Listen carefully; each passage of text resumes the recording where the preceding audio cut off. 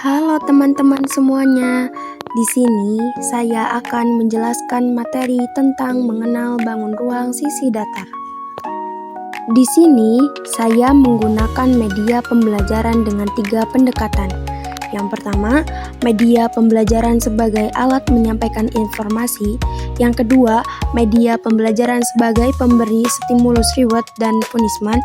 Yang ketiga, media pembelajaran sebagai alat membangun pengetahuan. Assalamualaikum warahmatullahi wabarakatuh. Waalaikumsalam warahmatullahi wabarakatuh. Selamat siang semuanya.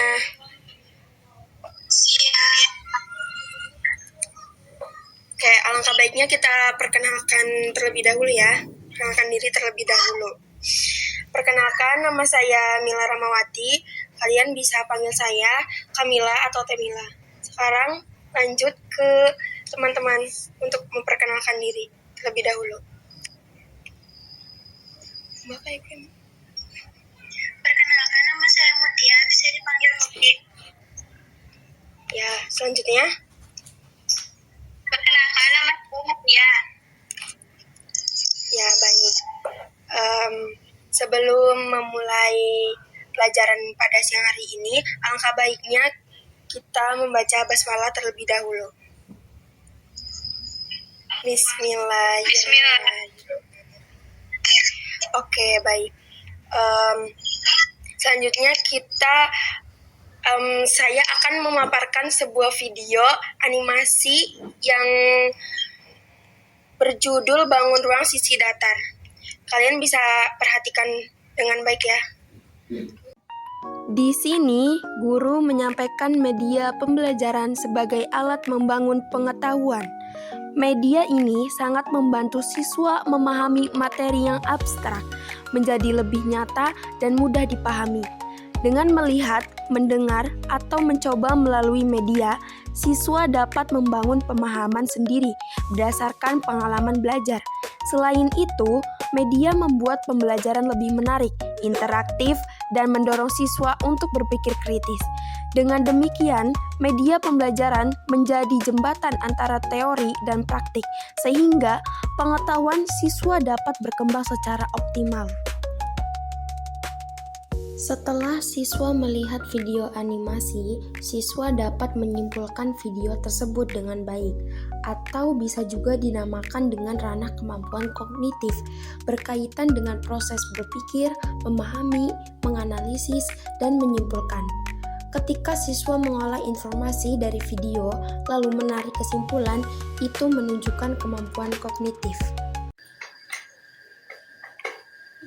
Oke, baik. Kalian kan tadi sudah melihat video animasi yang telah saya sampaikan. Sekarang dari kalian ada yang mau menyimpulkan dari video yang saya tadi sampaikan? Ya, silakan. Setelah saya melihat ada seorang anak yang bernama Lala yang mau pergi ke rumah temannya yang bernama Radit. Saat Lala sedang di perjalanan, dia menemukan sebuah kardus yang berbentuk kubus karena semua sisinya sama besar dan berbentuk persegi. Kemudian, ketika dia merasa haus dan berhenti sebentar di warung, dia melihat kursi yang berbentuk seperti balok karena sisinya berbentuk persegi panjang.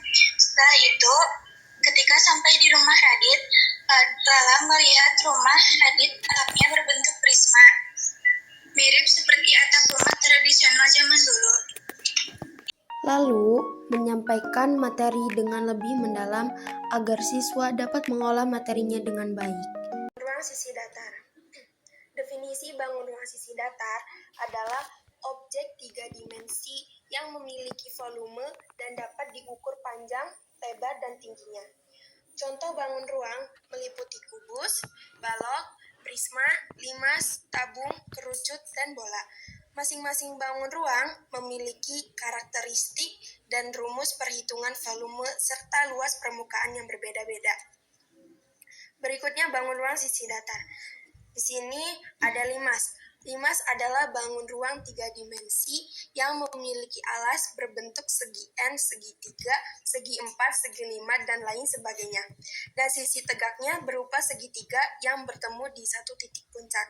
Ciri khas dari limas adalah semua sisi tegaknya berbentuk segitiga yang bertemu di satu titik, yang disebut titik puncak atau apex. Bisa dilihat ya teman-teman, itu gambarnya ada di samping.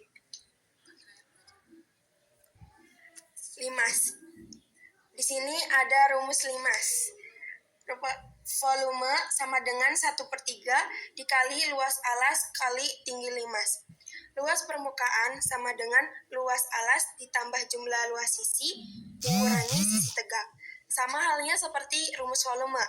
Rumus luas alas yang digunakan tergantung pada Setelah menyampaikan materi, siswa mampu menjawab kuis. Di video ini, memuat media pembelajaran sebagai pemberi stimulus, reward, dan punishment. Oke, betul. Berikutnya.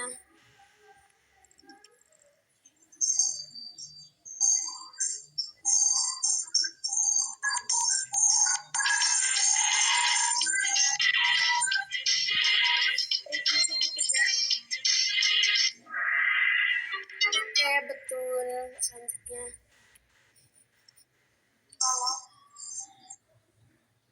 Bentar. Setelah pemberian stimulus, reward, dan punishment, siswa menjadi lebih termotivasi dalam mengikuti pembelajaran. Siswa yang dapat menjawab pertanyaan menunjukkan bahwa mereka memahami materi dengan baik. Sedangkan siswa yang kurang memahami akan mendapatkan arahan untuk belajar kembali.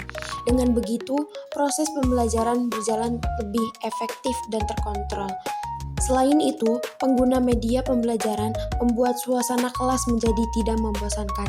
Siswa terlihat lebih aktif, antusias, serta mampu berinteraksi dengan materi yang disampaikan. Guru pun lebih mudah menjelaskan konsep yang sulit secara visual melalui video animasi. Pada akhir pembelajaran, guru melakukan refleksi singkat untuk mengetahui sejauh mana siswa memahami materi.